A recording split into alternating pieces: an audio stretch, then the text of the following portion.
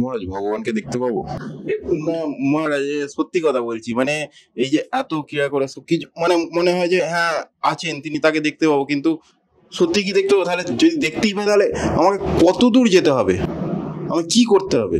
আজকে ডিভোর্স দিয়ে দাও, তাহলে দেখতে পাবো। হ্যাঁ, আর বাড়ির দিকে ঘুরবে না, না পারলে আর এই প্রশ্নটা করবে না, দিয়ে দাও। আমাকে দেখাতে হবে না, ভগবান হেঁটে আসবে তোমার কাছে, তার লোকাল ট্রেনে। ছেলেকে বলবে তোর মুখ আর জীবনে দেখবো না, আর বউকে বলবে আমার সামনে ছাওয়া মারবে না, সব হয়ে যাবে। আর মাকে বলবে কিন্তু ভুলেই যাও, তোমার তো জীবন অনেক দিয়ে দিয়েছি তোমাকে। তারপরে করো, দেখো না আর কিছু করতে হবে না, সাক্ষাৎ এরম ভাবে ধরবে, এরম ভাবে ভগবানকে ধরবে, কোনো চিন্তা নেই, গ্যারেন্টি। যত তাড়াতাড়ি করবে, যত লেট করবে, তত ভগবান কিন্তু বলে তুমি দর করছো। যত লেট করবে 1 বছর করে অ্যাড হবে, একদিন 1 বছর লেট, কালকে যদি দাও হয়ে যাবে 2 দিন 2 বছর লেট। ভগবান দেখবেন না তুমি দর করছো বউ আর ভগবান, বউ কোথায় আর ভগবান কোথায়, অনেক পার্থক্য। আর এক্ষুনি যদি মন করে বলতে পারো, কি জানি পুকুর ধারি দেখা হয়ে যায়। ঠাকুর বলতেন সংসারের জন্য লোকে ঘুটি ঘুটি কাঁদে, ভগবানের জন্য কে কাঁদছে বলো? সিরিয়াসলি, ছোট কথা, ভগবান সাক্ষাৎ দেখাবে তবু গালে হাত। আরে সুকান্ত হচ্ছে কেন? এই তো তেঁতুল গাছের পাতায় কতগুলি হবে, পাতা আছে, ও জন্মেতে ভগবান লাভ হবে শুনেই ধেই করে নাচলে, তুমি তো ডিভোর্সের কথা চিন্তিত হয়ে পড়লে। ভগবানকে এত বোকা, তিনি দেখবেন না তোমার চিন্তাটা, তিনি তো অবজার্ভ করছেন, আনন্দিত হওয়ার কথা। এইটুকু তো, একটা মানুষের সাথে দৈহিক সম্পর্ক কাট, তাতেই তুমি চিন্তা করেছো সেই পরব্রহ্মকে পাওয়ার জন্য। তাও গ্যারান্টি দিচ্ছি, তাও হচ্ছে না। তুমি তো বলছি সেক্সও তো হয়ে গিয়েছে, সেক্সের ফল ঘুরে বেড়াচ্ছে। ভগবান কিন্তু দেখছে এই চিন্তাটা। বউয়ের সাথে তুমি দাঁড়ি পাল্লায় বসাচ্ছ, এই পাল্লায় বউ বাচ্চা আর ওই পাল্লায় গোবিন্দ, আর তুমি মাপছো বসে। মীরা বলেন मैं तो गोविंद लीन होतो, আমি মাপ ঝোঁক করে নিয়েছি, এইদিকে ত্রিভুবনকে রেখেছি, এদিকে গোবিন্দকে রেখেছি, এক কথায় মেপে নিয়েছি, চাই না। না আমাদের চোখে তো প্রেমাস্ত্র দেখার কথা, এত সহজে হয়ে যাবে এরকম বললেন না? চোখ বড় বড় করে দেখছি।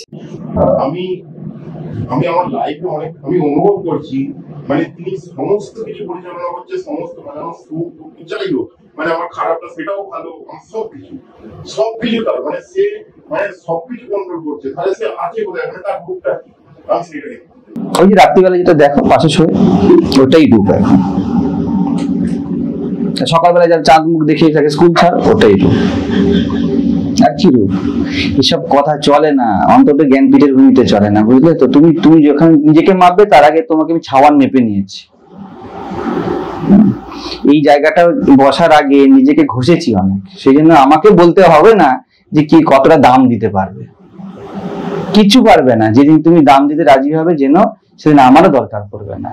আমি বলবো আসুন বসুন,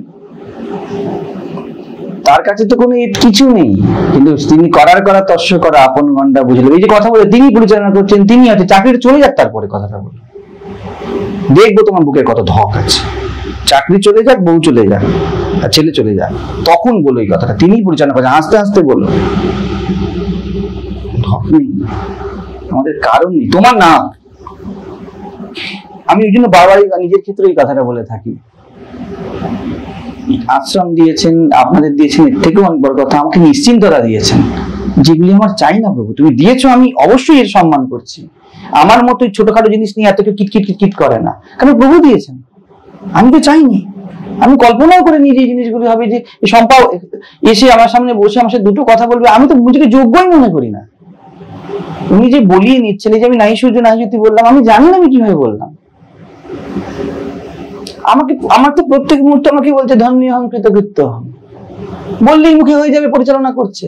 আমার কাছে নিশ্চিন্ততাই এটা যে এইসব থাকা সত্ত্বেও এগুলোকে মেনটেন করার আমার গভীর চিন্তা নেই, এটা তিনি আমাকে দিয়েছেন, যদি কিছু দিয়ে থাকেন।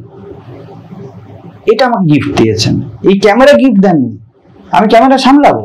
প্রভু আমাকে কৃপা করে দিয়েছেন যে দুটো ব্রহ্মচারী আছে আমার সামনে দাঁড়িয়ে আছে, আমি ওকে সহায়তা করতে পারছি, বা আমি ওর সাথে একসাথে হাঁটতে পারছি, এটা অধিক দিয়েছে। তার থেকে অনেক বেশি দিয়েছে। ওরা যখন ছিল না তখন আমি শেষ হইনি, ওরা যখন থাকবে না তখন শেষ হয়নি, কিন্তু এখনো খুব ভালোবাসি, কারণ প্রভু পাঠিয়েছেন, আমি তো ডেকে আনিনি। জিনিস জীবন, জীবন শব্দে চলে না, জীবন তত্ত্বে চলে না। আমি বলছি না যে কারো চাকরি চলে যাক, কারো স্ত্রী চলে যাক, কারো পুত্র পরিবার চলে যাক, কিন্তু আমার কাছে ওই যে গোবিন্দ গৃহতোল কোনটা মূল্যবান, বুকে হাত রেখে বুক চাপড়ে বলতে হবে কোনটা মূল্যবান। আর ওনার কাছে কিন্তু এতটুকু গুণ মারা চলবে না। যেদিনকে এই অনুভবে আসবে যে সব থাকতে পারে তার অনুগ্রহে, কিন্তু মূল্যবান তো প্রভু তুমি। এখানে যদি একদম নিক্তির কাটা সোজা দাঁড়ায়, এইভাবে আসেন, এইভাবে 1 সেকেন্ডের অপেক্ষা নেই, কারণ কিন্তু কোথাও আলাদা নেই, আছে তো আপনার কাছেই।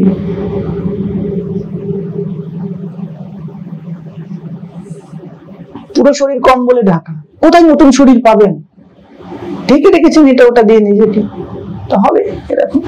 তখনই আমাকে বলতে হবে, কোনো একজন সন্তানকে বলতে হবে কম্বল ছুঁড়ে ফেলে দাও, দেখে এক্ষুনি নিজেকে দেখতে পাবে।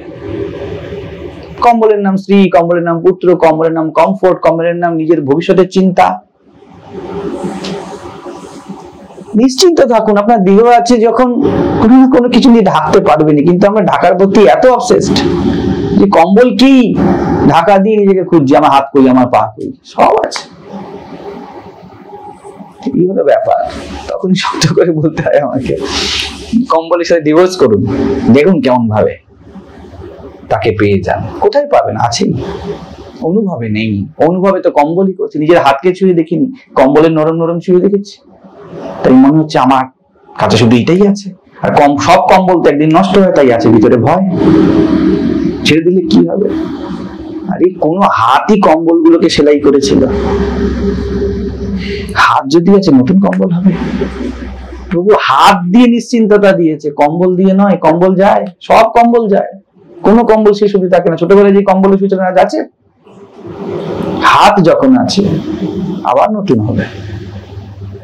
যেদিনকে কম্বলের উপর নির্ভরতা ছেড়ে দিয়ে আমরা এই হাতের উপর নির্ভর করতে পারবো, প্রভু তুমি কম্বল দাও, তুমি হাত দিয়েছো, এই হাত 1000টা কম্বল বানাতে পারে, আমি ধন্য হম, কৃতকৃত্য হম। এই মুহূর্তে হয়। এরপরে বলার কিছু নেই, যে যার মতো করে মনন করুন।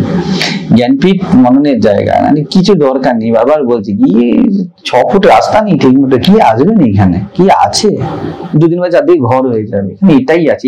এই মুহূর্তটায় যেটা আছে, এই সাইলেন্সটা আছে, এটাই প্রভু দিয়েছেন, আর কিছু দেননি, কিচ্ছু নেই। পুরো ইঁদুর লাফাচ্ছিল একটু আগে টিক টিক টিক টিক করে, কি আসবেন এখানে? যান দেখুন, রামকৃষ্ণ মিশনে যান, ভারত সেবাশ্রমে যান, বিরাট বিরাট বিল্ডিং, বিরাট বিরাট একর কি একর। যদি আপনার এখানকার হন, এটাকে বাঁচান, বাকি সব হবে। হচ্ছে, দেখছেন তো হচ্ছে। কিন্তু এই যে বেদি হচ্ছে প্রয়োজন, আমি ঘরের জন্য চেষ্টা করছি, কিন্তু এর থেকে অনেকে বেশি আমার কাছে মূল্যবান এই মুহূর্তটা। এটার জন্য ওটা, ওটার জন্য এটা নয়। ওটা যদি না থাকে, আমি দুর্গা ভান্ডারে রাখবো নাকি? বাকি আপনারা যারা আছেন কি করবেন? ওখানে যদি সেই আমি ঘুরতে থাকে, তাহলে কোনো লাভ নেই মণ্ডপের। ওটার আধারে এটা। এবং আমি এখনো পর্যন্ত আপনাদের গ্যারান্টি দিচ্ছি, এখানকার একটা ইটও ওটার আধার ছাড়া নির্মাণ করা হয়নি এখনো পর্যন্ত। কোন বিস্তারের মোটিভে এখনো পর্যন্ত জ্ঞানপীঠ পা দেয়নি।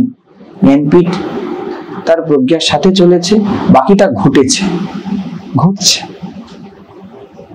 একদমই যায়নি। আমি যেন আমাদের ছেলেদেরকেও বলেছিলাম, বা এখনো বলে থাকি, এর প্রত্যেকটা ইট কিন্তু প্রজ্ঞা দিয়ে নির্মিত।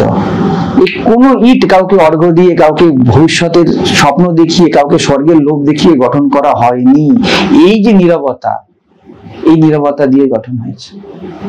সেই জন্য এটাকে রাখুন, যা দরকার আসবে মা যদি চান, আর না আসলেও এই নীরবতাটাকে বুকে নিয়ে ফিরুন, হয়ে গিয়েছে, থাক আমাদের টিনের চাল, দরকার নেই। ঠিক আছে, চলো।